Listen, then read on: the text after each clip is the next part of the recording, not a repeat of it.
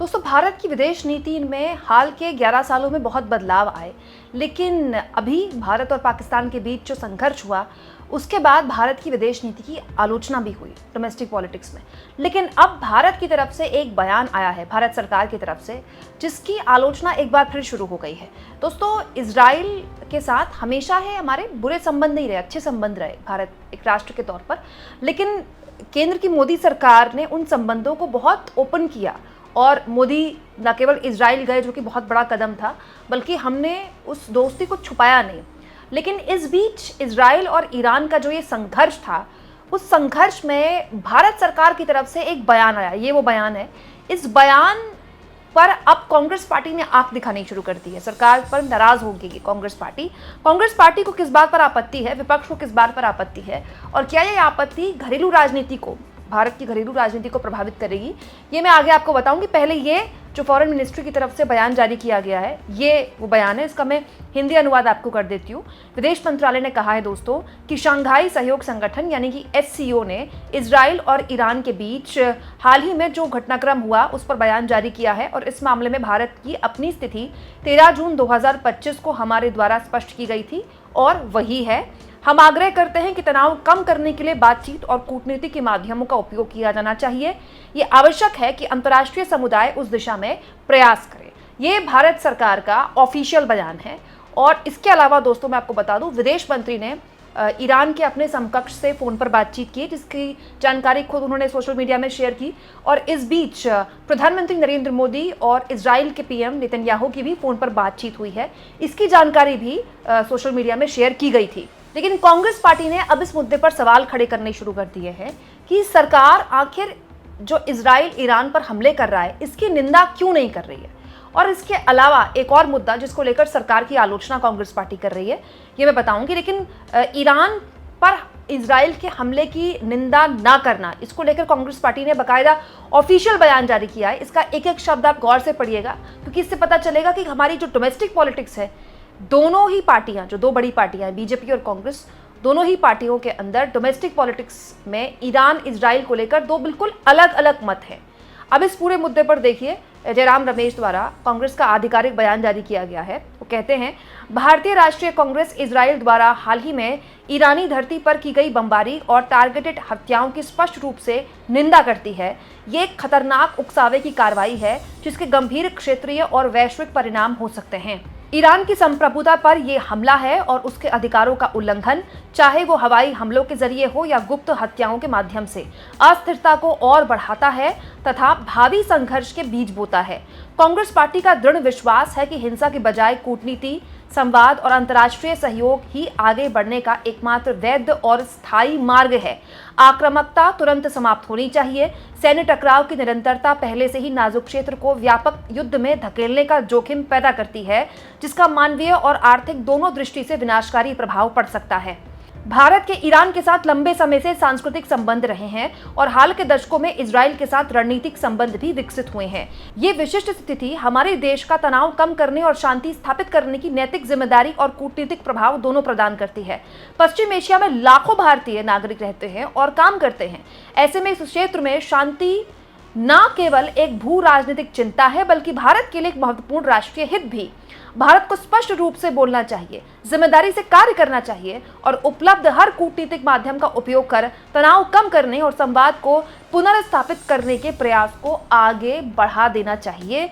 ये कहा है कांग्रेस पार्टी द्वारा। ये औपचारिक बयान कांग्रेस पार्टी ने दिया है और कांग्रेस पार्टी का साफ तौर पर कहना है कि ईरान से हमारे पुराने संबंध है। सही बात है दोस्तों, ईरान से हमारे बहुत अच्छे पुराने संबंध है। ईरान हमारा कभी भी दुश्मन मुल्क नहीं रहा। इस बीच हमने इजराइल के साथ भी अपने संबंध बहुत गहरे किए हैं। ये हमें एक बहुत अच्छी अपॉर्चुनिटी देता है। हम एक ऐसे मुल्क हैं जो दोनों ही देशों से बहुत अच्छे संबंध रखते हैं। हम उन कुछ चुनिंदा मुल्कों में से हैं जो दोनों ही देशों के राष्ट्राध्यक्ष को इस मामले में समझा सकते हैं। तो दोस्तों, कांग्रेस पार्टी कह रही है कि इसको एक मौके की तरह भारत सरकार को लेना चाहिए और भारत सरकार को एक निर्णायक भूमिका इसमें अपनानी चाहिए। हालांकि वो ये कहते हैं, कांग्रेस पार्टी का औपचारिक बयान ये भी कहता है कि युद्ध के किसी भी हाल में वो पक्ष में नहीं है, संघर्ष नहीं होना चाहिए। भारत सरकार की तरफ से भी यही आया है दोस्तों बयान, कि वो युद्ध के पक्ष में नहीं है। दोस्तों, विदेश नीति में कोई भी फैसला होता है भारत सरकार जो करती है, तो राज्य की सरकारें उसका समर्थन ही करती हैं। लेकिन ऐसा बहुत कम देखने को मिलता है जो अब देखने को मिला। जिस तरह से M.K. स्टालिन तमिलनाडु के मुख्यमंत्री ने एक फैसले का, भारत सरकार के एक फैसले का विरोध कर दिया। दोस्तों हुआ ये कि गजा में युद्ध विराम के लिए यूएन में वोटिंग हुई, जिसमें भारत ने एब्सटेन कर लिया। मतलब भारत ने ना तो समर्थन में वोट किया ना विरोध में वोट किया, भारत ने वोटिंग में हिस्सा ही नहीं लिया। दोस्तों इसका भी M.K. स्टालिन ने विरोध किया है। दोस्तों तमिलनाडु में अगले साल चुनाव होने हैं और तमिलनाडु के मुख्यमंत्री इसको डोमेस्टिक पॉलिटिक्स में भी इस्तेमाल करना चाहते हैं। M.K. स्टालिन ने इसका विरोध किया है भारत सरकार के फैसले का। वहीं प्रियंका गांधी ने भी बाकायदा इसको लेकर एक लंबा चौड़ा ट्वीट किया और मल्लिकार्जुन खड़गे ने भी इस फैसले का विरोध किया। मल्लिकार्जुन खड़गे ने विस्तार से इस फैसले का विरोध करते हुए कहा, अब ये बात स्पष्ट होती जा रही है कि हमारी विदेश नीति में गड़बड़ियां हो रही हैं। शायद प्रधानमंत्री मोदी को अब अपनी विदेश नीति की बार बार की गई गलतियों पर विचार करना चाहिए और कुछ जवाबदेही तय करनी चाहिए। गजा में युद्ध विराम के लिए UNGA के प्रस्ताव के पक्ष में 149 देशों में मतदान हुआ। भारत उन 19 यानी कि 19 देशों में से था जिन्होंने मतदान में भाग नहीं लिया। इस कदम से हम वस्तुतः अलग थलग पढ़ रहे हैं। यानी दोस्तों मल्लिकार्जुन खड़गे ने आगे ट्वीट में ये भी कहा कि हमने लगातार अंधाधुंध कार्रवाइयों की निंदा की है, जिसमें गजा पट्टी की घेराबंदी और इसमें बमबारी शामिल है। 60,000 लोग इसमें मारे गए।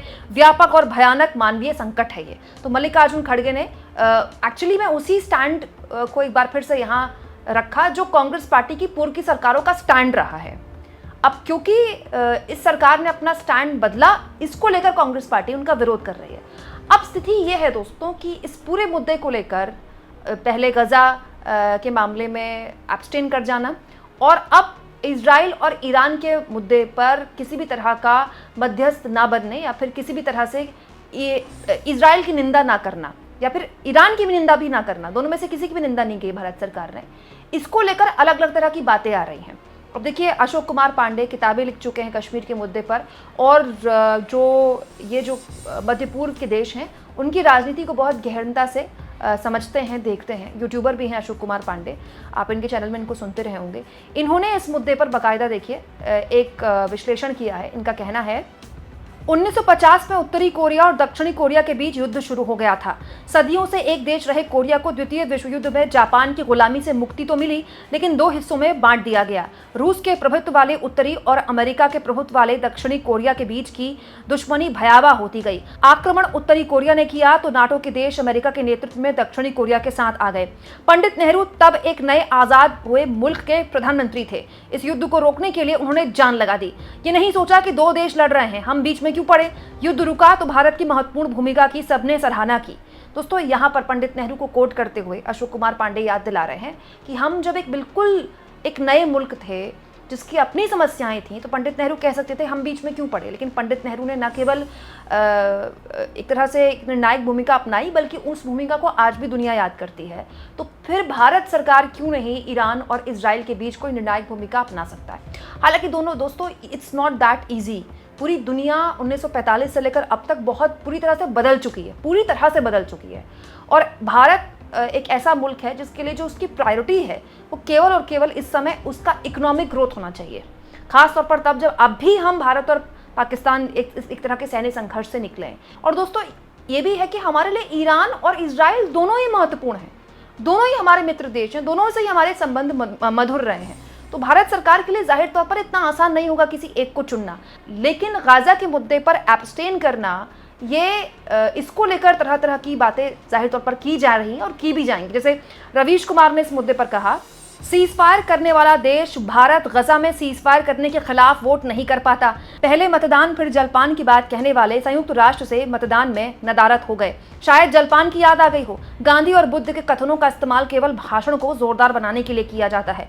बुद्ध के नाम पर वोट मिले तो नाम लो, लेकिन बुद्ध को याद करते हुए मानवता के पक्ष में वोट देना हो तो भाग लो। शर्मनाक है। तो भारत सरकार की आलोचना हो रही है इस मुद्दे को लेकर कि गजा में युद्ध विराम पर भारत सरकार को हर लिहाज से वहां मौजूद होना चाहिए था और उसके पक्ष में वोट करना चाहिए था। आप एब्सटेन करके क्या संकेत दे रहे हैं। वहीं दूसरी ओर लोग ये भी कह रहे हैं कि अब जब विश्व गुरु को अपनी ताकत दिखाने का वक्त था और फोन कर वॉर रुकवाने का वक्त था तो फिर विश्व गुरु वो भूमिका क्यों नहीं अपना पा रहे हैं। आप इस मुद्दे पर क्या सोचते हैं दोस्तों, कमेंट बॉक्स में जरूर लिखें और जितना हो सके चैनल को शेयर करें, सब्सक्राइब करें और थैंक्स और ज्वाइन। दोस्तों ये दो ऑप्शन है जिसके जरिए अगर आप चाहें तो आर्थिक तौर पर भी चैनल की हाथ मजबूत कर सकते हैं।